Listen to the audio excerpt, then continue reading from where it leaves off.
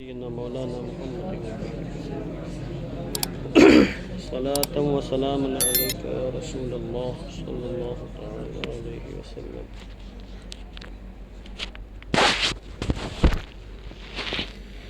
دیکھیے،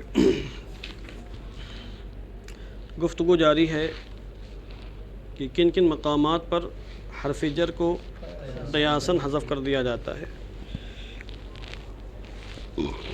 فرمایا کہ ان سے پہلے بھی حذف کیا جاتا ہے، انا سے پہلے بھی، اور نیچے اور مزید گفتگو آ رہی ہے۔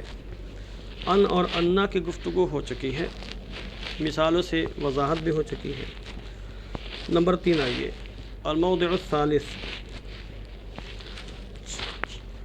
6 مقامات میں حرف جر کو حذف کیا جاتا ہے۔ ان 6 مقامات میں تیسرا مقام ہے قبل کئی۔ کون سا کئی؟ الناصبۃ للمضارع، کئی سے پہلے بھی حرف جر حذف کیا جاتا ہے۔ وہ کئی جو مضارع کو نصب دیتا ہے، مضارع کو نصب دینے والے کئی سے پہلے بھی حرف جر حذف کیا جاتا ہے۔ کقولہ تعالی، جیسے اللہ تعالیٰ نے فرمایا، باللہ من الشیطان الرجیم، فرددناہ الی امہ کی تقر عینہا ای لکی تقر، تو ہم نے انہیں واپس کر دیا ان کی ماں کی جانب، یا اسے اللہ فرما رہا ہے حضرت موسیٰ کلیم اللہ کے بارے میں، تو میں نے اسے اس کی ماں کی جانب پلٹا دیا تاکہ اس کی ماں کی آنکھوں کو قرار آ جائے۔ کئی تقر عینہا، یعنی عینہا میں ہا کا مرجع ہے، اس کی ماں کی آنکھوں کو قرار آ جائے۔ یہاں کئی ہے، کئی کے بعد ان مقدر ہوتا ہے، پڑھا اپنے سے پہلے، اس لیے تقرر ہے، تقرر نہیں ہے، تقرر ہے۔ اور کئی سے پہلے حرف جر مقدر ہے، یعنی لکئی، اس کو لام کئی بھی بولتے ہیں۔ یہ گفتگو پیچھے ہو چکی ہے۔ یہاں بس اتنا دیکھنا ہے آپ کو کہ کئی جو ناصبہ ہے مضارع کے لیے، جو مضارع کو نصب دیتا ہے، اس سے پہلے حرف جر لام محذوف ہوتا ہے۔ وَاعْلَمْ أَنَّ الْمَصْدَرَ الْمُؤَوَّلَ بَعْدَ أَنْ وَأَنَّ وَكَيْ فی موضع جر بالحرف المحذوف، آپ یہ اچھی طرح جان لیجئے کہ وہ فعل جو ان اور انا اور کئی کے بعد مصدر کی تعویل میں ہو، وہ مصدر جس کی تعویل کی گئی ہو، یہ اس کا لفظی ترجمہ ہوگا۔ مراد یہی ہے کہ وہ فعل جو ان اور کئی کے بعد مصدر کی، اب یہاں انا بھی لکھا ہوا ہے، انا کے بعد تو فعل آتا نہیں ہے جی، اوپر دیکھا ہے، مثال میں دیکھ لیجیے، اب انا کے بعد کہیں فعل آیا ہے جی؟ مثال جو انا کی ہے وہ کیا ہے؟ شہید اللہ انہ لا الہ الا ہو، اس کے بعد تو اسم آتا ہے، شہید اللہ بانہ، یعنی انا سے پہلے با محذوف ہے، اور اس سے پہلے آپ نے پڑھا حروف مشبہ بالفعل میں انا ہے، انا کانا لاکنہ لیتا لعل، اسی انا سے پہلے حرف جر مقدر ہوتا ہے، جیسے انہو اصل میں کیا ہے؟ بانہو ہے۔ تو میں سمجھتا ہوں یہاں پر بعد ان وکئی ہونا چاہیے صرف، کیونکہ ان یہ مصدریہ ہے، اس کے بعد فعل ہوتا ہے یہ مصدر کی تعویل میں۔ اسی طریقے سے کئی کے بعد ان مقدر ہوتا ہے، اور اس کے بعد مصدر فعل مصدر کی تعویل میں ہوتا ہے۔ انا میرے خیال سے کاتب نے بڑھا دیا ہے، مزید ہم غور کر لیتے ہیں، باقی اس میں اور دیگر کتابوں میں دیکھ لیتے ہیں کہ وہاں جو یہ بحث موجود ہے وہاں پر انا ہے کہ نہیں ہے۔ اگر وہاں بھی انا ہے تو پھر مزید غور کریں گے کہ انا سے بات کیسے بنے گی، اس کے بعد مصدر مؤول کا کیا معنی بنے گا۔ فی الحال میرا جو ایک مطالعہ ہے اس مطالعے کی روشنی میں عرض کر رہا ہوں کہ یہاں پر بعد ان وکئی ہونا چاہیے تھا، انا نہیں ہونا چاہیے تھا، ٹھیک نا؟ مگر پھر بھی ابھی کوئی قطعی اور حتمی فیصلہ نہیں کر رہا ہوں، بطور ظن غالب کے جو بات دل میں جم رہی ہے، بطور ظن غالب کے میں کہہ رہا ہوں۔ فرشتے نظر آ رہے ہیں کیا؟ خدا کیا دیکھ رہا ہوں؟ میں یہاں ہوں، مجھے دیکھو۔ فی موضع جر بالحرف المحذوف، یہ اچھی طرح جان لیجئے کہ ان اور کئی کے بعد مصدر مؤول محل جر میں ہوتا ہے حرف محذوف کے سبب، یعنی حرف جر محذوف کے سبب ان اور کئی کے بعد جو فعل ہوتا ہے وہ مصدر مؤول مجرور، ایسا مصدر ہوتا ہے جو محل جر میں ہوتا ہے، محلاً مجرور ہوتا ہے، یعنی محل جر میں کی ترجمہ کر لیجئے۔ آپ یہ اچھی طرح جان لیجئے کہ وہ مصدر جس کی تعویل کی گئی ہو ان اور کئی کے بعد یہ محل جر میں ہوتا ہے حرف جر محذوف کے سبب۔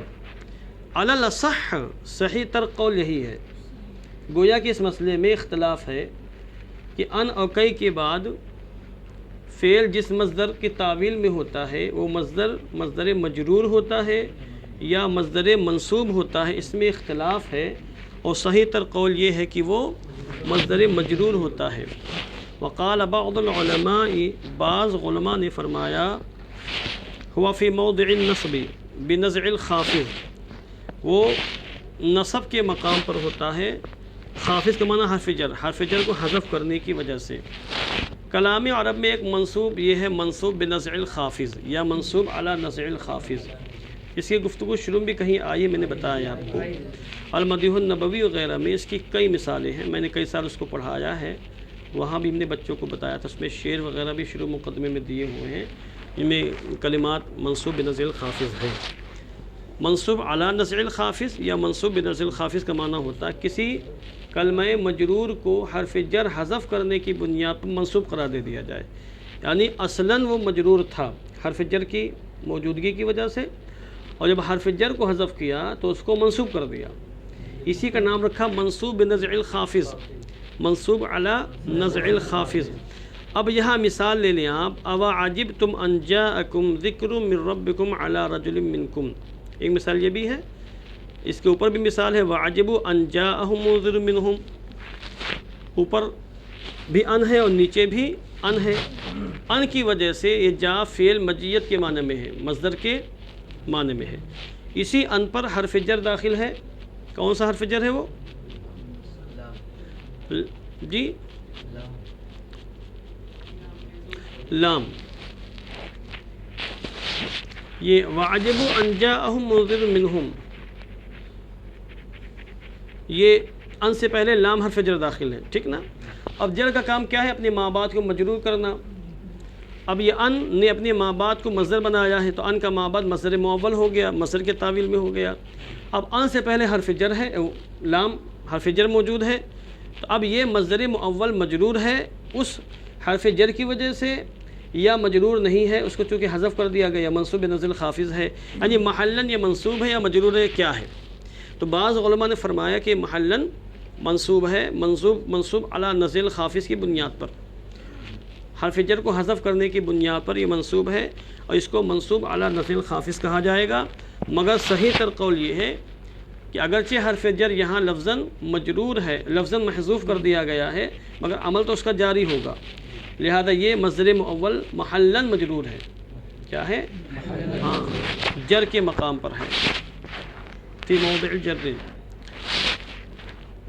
3 مقامات ہو گئے، چوتھا مقام قبل رسم الجلالت فی القسم، قسم کے مقام میں کلمہ جلالت کو لکھنے سے پہلے حرف جر محذوف ہوتا ہے کئی مقام پر، جیسے اللہ لا اخذبن، یہ کلام عرب میں استعمال ہے، اللہ لا اخذبن الامت خدمتا صادقتا، بخدا میں امت کی ضرور بالضرور سچی خدمت کروں گا، اے واللہ، یہ واللہ ہے، اصل میں واو حرف جر ہے، واو قسمیہ ہے، حرف جر ہے، محذوف ہے، اور اللہ کلمہ جلالت ہے، تو قسم کا مقام بھی ہے، اور کلمہ جلالت سے پہلے یہاں واو چونکہ لفظاً مذکور نہیں ہے، لہذا یہ مانا جائے گا کہ یہاں محذوف ہے۔ قبل تمییز کم الاستفہامیہ، کم استفہامیہ کے تمییز سے پہلے بھی حرف جر محذوف ہوتا ہے، کم کی 2 قسمیں، کم استفہامیہ اور کم خبریہ، اس کی پوری گفتگو پڑھ چکے ہیں نحو کی کتابوں میں۔ اذا دخل علیہ حرف الجر، جبکہ اس پر حرف جر داخل ہو، کس پر؟ کم استفہامیہ پر حرف جر داخل ہو، تو ایسے کم استفہامیہ کے تمییز سے پہلے بھی حرف جر محذوف ہوتا ہے، جیسے بکم درہم اشتریت ھذا الکتاب، اس کتاب کو آپ نے کتنے درہم میں خریدا؟ اس زمانے میں درہم چلتے تھے، آج بکم روبیتن کہیں گے آپ، کتنے روپیے میں خریدا۔ اب دیکھیں بکم، کم استفہامیہ، اس پر با حرف جر داخل ہے اور اس کے بعد اس کی تمیز آ رہی ہے درہم، ٹھیک نا؟ تو درہم سے پہلے بھی حرف جر محذوف ہے، یعنی بکم من درہمن، یعنی بکم درہمن اصل میں کیا ہے؟ بکم من درہمن۔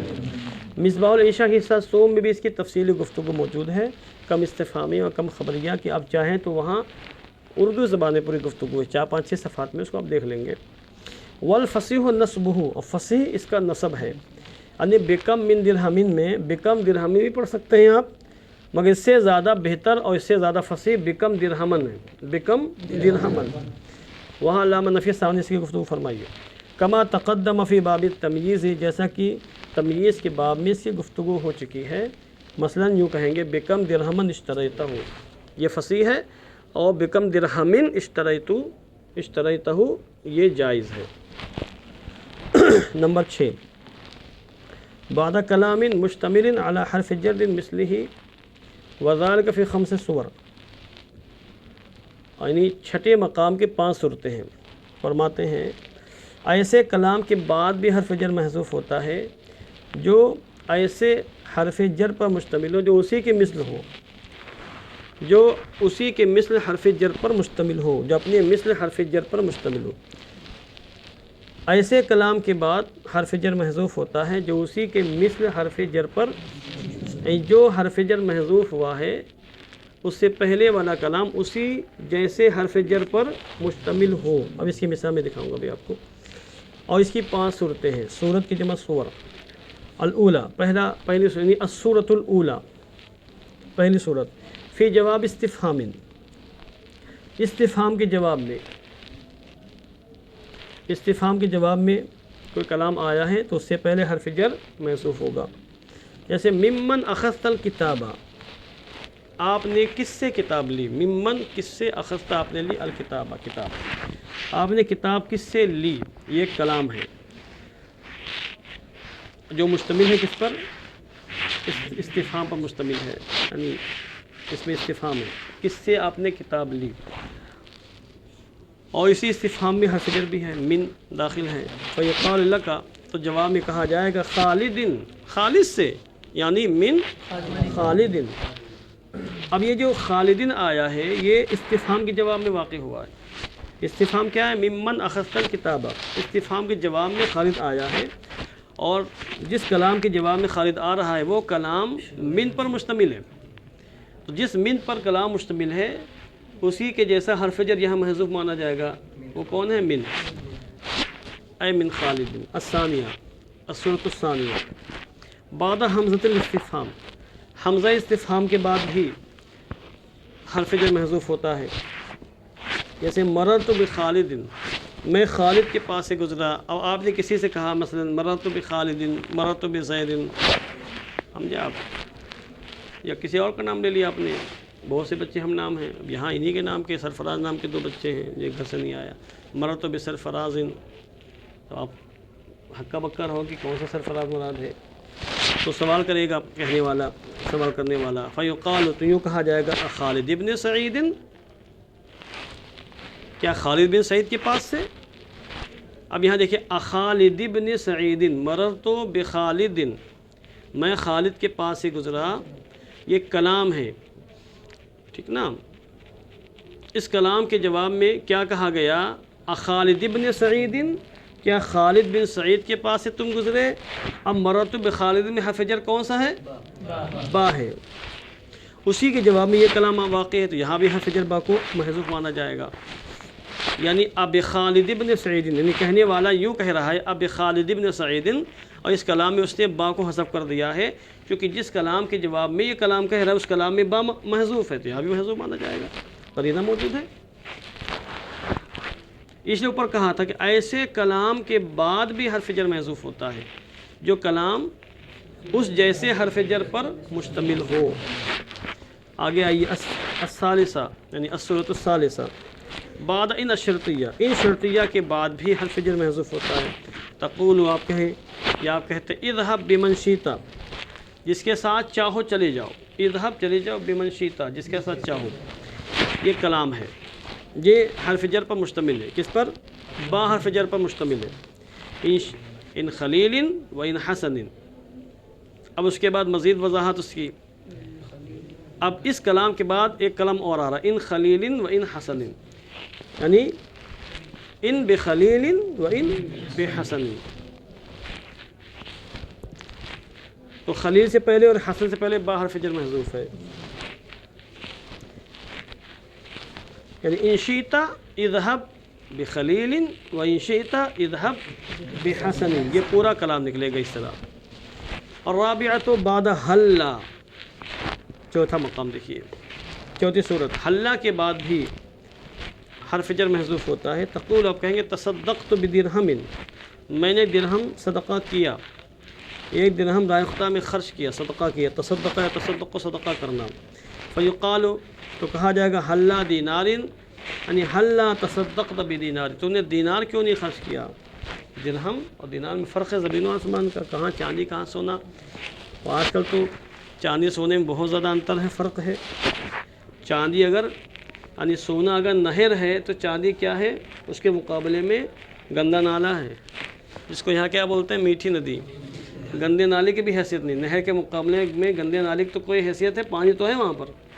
اور آج چاندی کے مقابلے میں، سونے کے مقابلے میں چاندی کی رتی بھر حیثیت نہیں رہ گئی، بہت زیادہ سستی چاندی ہو گئی، ہر ایرا غیر نتو خیرہ چاندی خرید سکتا ہے۔ ابھی ہم کو بھی ماشاءاللہ 2 دن پہلے ایک صاحب نے چاندی کا سکہ تحفے میں پیش کیا ہے، 1500 سالہ جشن عید میلاد نبی کے موقع پر بنوایا تھا، میرے لیے نہیں دے پایا تھے، تب پرسوں ملے تو دیا انہوں نے، بلادت بہت دن سے رکھا ہوا تھا، خوبصورت اتنا بڑا ہے، 1000-1200 کا ہوگا۔ وہی اگر سونا ہوتا تو پھر بندے بندے تھے ہمارے، سونا اگر سکہ ہوتا سونے کا تو کتنا ہو، 1 لاکھ سے زیادہ ہو جاتا، 12-13 گرام کا ہوگا وہ، یا 10 گرام کا ہوگا۔ اور رابعہ بعد حلا، یہ ہو گیا۔